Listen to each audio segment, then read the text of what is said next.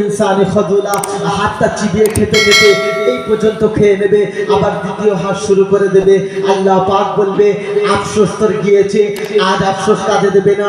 দুনিয়ার মধ্যে সমস্ত কিছু জেনে যখন পালন করতে পারলি না, আজ কিয়ামতে আফসোস করতে করতে হাতটা খেয়ে নেবি, তবুও তোর আফসোস যাবে না। আর বান্দা আল্লাহ তাআলার কাছে ফরিয়াদ করবে, আর একবার আমাকে দুনিয়ার মধ্যে পাঠিয়ে দাও। নবী দিবস তো করেছি, নবীর সুন্নাত মানতে পারি না, কিন্তু নবীর সুন্নাতকে নিজের শরীরে ফিট করে নেব, তোমার হুকুমকে যথাযথভাবে আদায় করে নেব। আল্লাহ গো আর একবার সুযোগটা দিয়ে দাও। আল্লাহ পাক বলবো আমার বান্দা, সুযোগ তোর দুনিয়ার মধ্যে ছিল, সুযোগ তোর দুনিয়ার মধ্যে ছিল, সুযোগ তোর দুনিয়ার মধ্যে ছিল, সমস্ত কিছু তোকে আমি দিয়েছি। তোর চোখ ছিল না, চোখ দিয়েছি। যখন ভূমিষ্ঠ হয়েছিস মায়ের পেট থেকে, হাত ছিল কিন্তু এর ক্ষমতা ছিল না, চোখ ছিল ভালোভাবে দেখতে পেতিস না, পা ছিল হাঁটার ক্ষমতা ছিল না, জবান ছিল বলতে পারতিস না।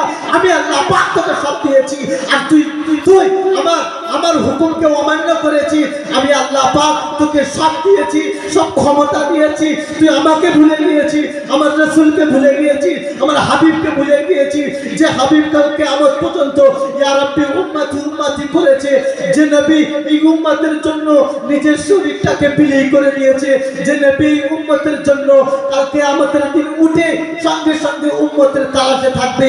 সবাইকে সিংহাসন দেওয়া হবে, যাও জান্নাতে চলে যাও, তোমাদের সুব্যবস্থা হয়ে গিয়েছে, সবাই জান্নাতে যাবে। আমার আপনার নবী তো জাহানের বাচ্চা সিংহাসনে হাত রেখে নিজের মাথাটা হ্যাট হয়ে অটোমেটিক কাঁদতে থাকবে, আর আল্লাহ তাআলার কাছে ফরিয়াদ করতে থাকবে, আল্লাহ পাক আমি যে কিয়ামতের দিনে তোমার কাছে এই সিংহাসনের আশায় আসি না। আল্লাহ পাক বলবে ও আমার হাবিব, ও আমার দোস্ত, সবাই তো সিংহাসন পেয়ে গিয়েছে, জান্নাতে যাওয়ার সুযোগ হয়ে গিয়েছে, সবাই চলে যাচ্ছে, তুমি কেন যাও না? আল্লাহর নবী বলছে আল্লাহ গো, যে উম্মতের জন্য আমি ফিকির করলাম, যে উম্মতের জন্য সারাটা জিন্দেগি এতিম হয়ে কাটালাম, আর কিয়ামতের দিন আমি সিংহাসন পেয়ে জান্নাতে চলে যাব, কোনোদিন হতে পারে না। আল্লাহ পাক আমার উম্মতের ফিকিরে জিন্দেগিটা কাটিয়েছি, এই সিংহাসন পাওয়ার পরেও আমি আল্লাহ আমার উম্মতকে না নিয়ে জান্নাতে যাব না। জোরে বলো সুবহানাল্লাহ। আমার উম্মতকে না নিয়ে আমি জান্নাতে যাব না। আজ উম্মতরা চিন্তা করে দেখি, নবীর সুন্নাতটা কতটা আমার মধ্যে আছে, আর কতটা আমার থেকে বিদায় নিয়েছে, আল্লাহর হুকুম কতটা আমার মধ্যে আছে, আর কতটা বিদায় নিয়েছে, এটা একটু খেয়াল করে দেখি, আমার মধ্যে সব চিন্তা ধারণা চলে আসবে। সময় খুব সংক্ষিপ্ত, একটা ঘটনা। আল্লাহর নবী ছোট্ট যখন 6 বছর বয়স, কত বয়স? 6 বছর বয়স। 6 বছর বয়সে আল্লাহর নবী নিজের আবু তালেব, নিজের চাচার সাথে যাচ্ছেন।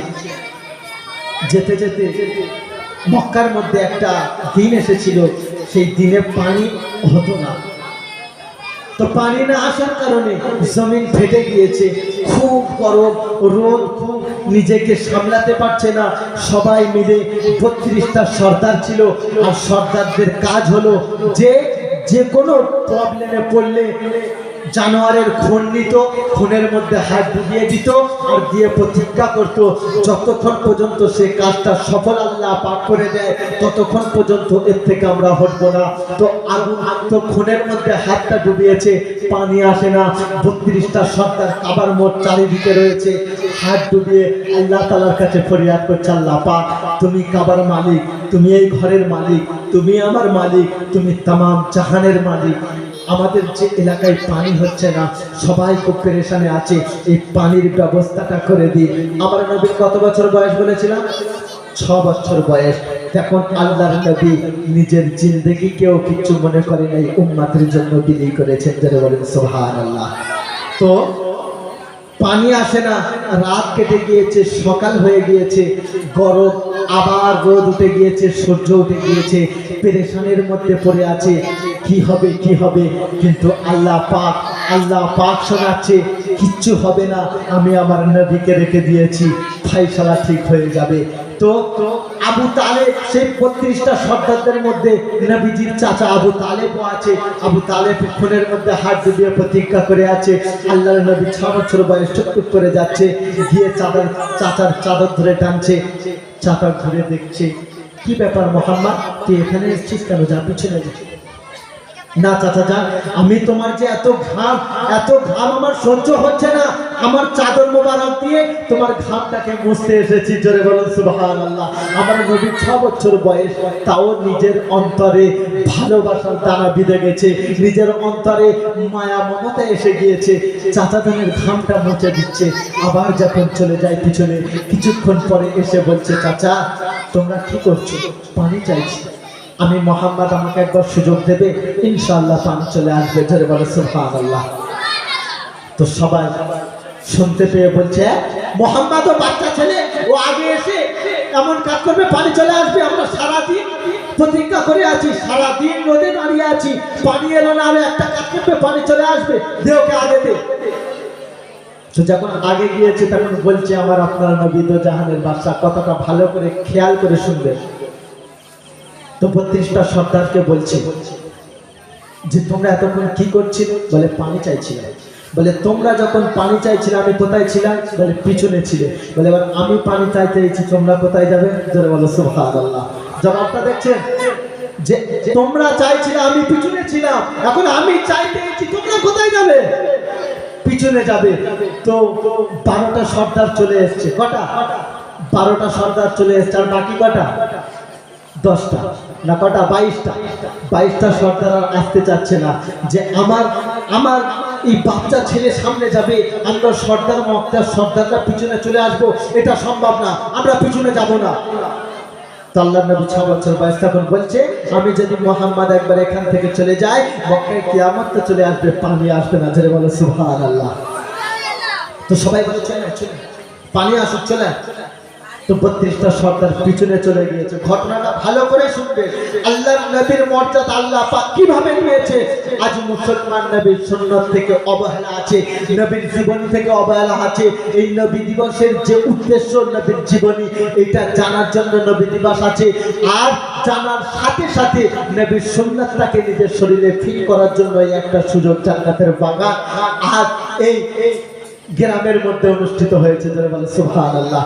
এই জান্নাতের বাগান এটা। এই জন্য আমরা নবীর সুন্নাতকে ফলো করব। তো চাচা যান যখন পিছনে চলে এলো, 32টা সর্দার আল্লাহ তাআলার কাছে, আল্লাহর নবী কাবার সামনে গিয়ে বসেছেন। 6 বছর বয়স। আল্লাহ পাক জানাচ্ছে, আমার হাবিব কি চাই বলে? কিছু চাই না, চুম মেরে মাথা হ্যাক করে বসে আছে। 32টা সর্দার পিছনে চলে গিয়েছে। আল্লাহ পাকের আজ থেকে আওয়াজ আসছে, মওজুদ যতজন সেখানে হাজির ছিল সবাই শুনেছে যে আমার হাবিব তুমি এত কষ্ট কেন করলে, তুমি এত কষ্ট করে সামনে কেন এলে? আল্লাহ পাক আজ থেকে আওয়াজ আসছে, দেখো দুনিয়াবাসী, দেখো মক্কাবাসী, আমার হাবিবের 6 বছর বয়সে আমার নবীকে ইমাম বানিয়ে দিলাম, আর 32টা সর্দারকে মুক্তাদি বানিয়ে দিলাম। যারা বলেন সুবহানাল্লাহ। কারণ কাবার সামনে যে থাকে সে কে? ইমাম। আর 32টা সর্দার পিছনে চলে এসেছে, তাদেরকে মুক্তাদি বানিয়ে আল্লাহর নবীকে ইমাম বানিয়ে দিয়েছেন। যারা বলেন সুবহানাল্লাহ। তো আল্লাহ পাকের কাছে আস্তে আস্তে মাথাটা তুলেছে, সবাই রেগে গিয়েছে, মোহাম্মদ কিছু তো একটা কর, পানি আনা, বললি তো এনে দেবো, যা। বলে দাঁড়া, এতক্ষণ তোমরা কি করছিলে? তো আল্লাহর নবী এরকম মাথাটা তুলেছে, সামান্য খানি তোলার পরে আকাশে মেঘ জড়ো হতে শুরু হয়ে গিয়েছে। আর একটু যখন তুলেছে, আকাশের মেঘ জমা হয়ে গিয়েছে। যখন পুরো চেহারাটা আসমানের দিকে তুলে দিয়েছে, রিমঝিম পানি সতা শুরু হয়ে গিয়েছে। জোরে বলুন সুবহানাল্লাহ। আল্লাহ পাকের গায়বে আওয়াজ আসছে, আল্লাহ পাক জানাচ্ছে, আমার হাবিব। 32টা সর্দার বলছে, ও জনাবে মুহাম্মদ রাসূলুল্লাহ, আল্লাহ পাকের রাসূল মুহাম্মদ সাল্লাল্লাহু আলাইহি ওয়াসাল্লাম 6টা বছর বয়স ছিল। বাচ্চা বেলায় নিজের জিন্দেগিটা বুঝতে পেরেছিল, বাচ্চা বেলায় নিজের জিন্দেগিটা আপন করেছিল, বাচ্চা বেলায় নিজের মহব্বতটাকে লোককে বিলিয়েছিল। আর কিয়ামতের দিন আল্লাহ পাকের কাছে উম্মতের জন্য এই মহব্বত নিয়ে কাল কিয়ামতে দাঁড়িয়ে যাবে। জোরে বলো সুবহানাল্লাহ। তো পানি যখন বর্ষিত হলো, আরবের পানি, আরবের অলিগলিতে পানি, সব জায়গায় পানি আর পানি হতে থাকলো। সব মক্কাবাসীরা যেতে থাকলো, কিন্তু আল্লাহ পাকের গায়বী আওয়াজ আসতে থাকলো। সবাই ওই আওয়াজটা শুনতে পেয়েছে, ও আমার হাবিব তুমি আসমানের দিকে কেন তাকালে? নিজের চেহারা মোবারকটা কেন আসমানের দিকে তুললে? এত কষ্ট তুমি কেন করলে? তোমার যদি আমল শাহাদাত আমল যদি ইশারা করে দিত, আমি আল্লাহ রিমঝিম রিমঝিম পানি বর্ষে দিতাম। সুবহানাল্লাহ বলবেন না? তুমি আসমানের দিকে মাথাটা কেন তুললে? আমল দিয়ে যদি ইশারা করে দিতে, আমি আল্লাহ রিমঝিম রিমঝিম পানি বর্ষে দিতাম। এই জন্য মেরে মুহতারাম দোস্ত বুজুর্গ, হাত জোর করে একটাই কথা, এই যে মিলাদুন নবীতে একত্রিত হয়েছি, কারণ কিয়ামতের দিন এইরকম একটা অনুষ্ঠান হবে, আর আল্লাহ পাক একটা আগের কওমদেরকে পড়তে বলা হবে, ইয়াসিন শুরু করে শেষ করে দেবে। জনাবে মুহাম্মদুর রাসূলুল্লাহ সাল্লাল্লাহু আলাইহি ওয়াসাল্লামকে পড়তে বলা হবে, বলো যার উপর কোরআনকে নাজিল করেছি সে পড়া শুরু করো। আমার আপনার নবী পড়া শুরু করে দেবে, আর ইয়া আইয়ুহাল মুজাম্মিল খতম হবে। আল্লাহ পাক ঘোষণা করবে, এত সুন্দর জান্নাতের বাগান দুনিয়াতে কায়েম হয়েছিল, আজকে কিয়ামতের দিন কায়েম হয়েছে। দেখো কোরআন যার উপর নাজিল করেছি সে তো পড়লো, এবার আমি কোরআনকে নাজিল করেছি, আমি পড়ছি, তোমরা সবাই শোনো, জোরে বলো সুবহানাল্লাহ। আল্লাহ কাল কিয়ামতের দিন শুরু করবেন, রাহমান আল্লামাল কুরআন খালাকাল ইনসান আল্লামাহুল বায়ান। ইনসানকে সৃষ্টি করেছি, কোরআনকে সৃষ্টি করেছি, সবকিছু বায়ান করে বলে দিয়েছি। আর এই বায়ানটাকে তোমরা নিজের জিন্দগিকে বনিয়ে নাও, নিজের জিন্দগিটাকে নবীর জিন্দগির সাথে আপন করে নাও, আল্লাহর হুকুমকে আপন করে নাও। 5 ওয়াক্ত আমাকে হাজিরি দেওয়ার জন্য ডাকছে, হাজিরি দিয়ে দিই। আমার অফিসে দেরি হলে আমি হাজিরি দেওয়ার জন্য আগে উঠে চলে যাই, কিন্তু 5টা বার আমার আল্লাহ পাক আমাকে ডাকছে। আল্লাহ পাকের কাছে মাথা নত করার জন্য সুযোগটা বার করে নিই। আমি ফজর তো পারি না, কি হয়েছে, জোহর থেকে শুরু করি, জোহর পারি না, আসর থেকে শুরু করি। এই নামাজ আস্তে আস্তে আমার সঠিক হবে, আর এই নামাজের বদৌলতে খারাপ কাজ থেকে আমাকে আল্লাহ পাক হেফাজত করে নেবে। আর এই নামাজের বদৌলতে আল্লাহর নবীর মহাব্বত অন্তরে দিয়ে দেবে।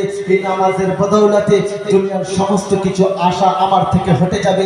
এই নামাজের বদৌলতে দুনিয়ার সমস্ত কিছু ভালোবাসা উঠে গিয়ে আখিরাতের প্রতি ভালোবাসা হবে। নামাজ আমার আপন হবে, নবীর মহাব্বত আমার বিবির থেকে বেশি হবে, নবীর মহাব্বত আমার জিন্দগির থেকে বেশি হবে, নবীর মহাব্বত দুনিয়ার মানুষের থেকে বেশি হবে। আল্লাহ পাক বলছে তাদের জন্য জান্নাত অনিবার্য হবে। এই জন্য আমরা সবাই নিয়ত করে নিই যে জনাবে মুহাম্মদুর রাসূলুল্লাহ সাল্লাল্লাহু আলাইহি ওয়াসাল্লাম নিজের আখলাক যা দেখিয়ে গিয়েছে, যা সুন্নাত আমাদের কাছে ছেড়ে গিয়েছে, আল্লাহর হুকুমের মোতাবেক যে কথা আমাদের কাছে পৌঁছে দিয়েছে, এই কথা আমরা সবাই কাল কিয়ামত পর্যন্ত যতজন আসবে সবাইকে শিখিয়ে যাব, আর আমরা সবাই আমল করে যাব ইনশাআল্লাহ। করব ইনশাআল্লাহ, করব ইনশাআল্লাহ, করব ইনশাআল্লাহ। আল্লাহ পাক আমাদের সবাইকে তার হুকুম আর এই মিলাদুন নবীর যে আয়োজন হয়েছে পেয়ে থাকে আল্লাহর রাস্তায় ক্ষমা করে দেবেন, আর রাসূলের সুন্নাতকে নিজের জিন্দগিকে বানানোর চেষ্টা করবেন ইনশাআল্লাহ। আল্লাহ পাক আমাদের সবাইকে তার হুকুম আর নবীর সুন্নাত মোতাবেক আমল করার তৌফিক দান করুক। সকলে বলি আমিন।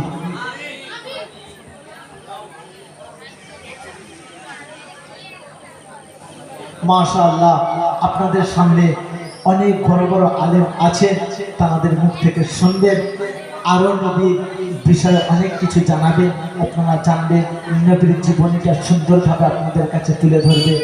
আমার পরে একটা ছোট্ট আপনাদের সামনে বক্তা হাজির হয়েছে, ফলতা থেকে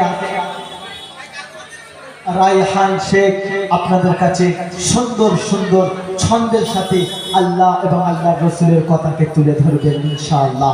সকলে দরুদ শরীফ পড়ি, মন দিয়ে আল্লাহুম্মা সাল্লি আলা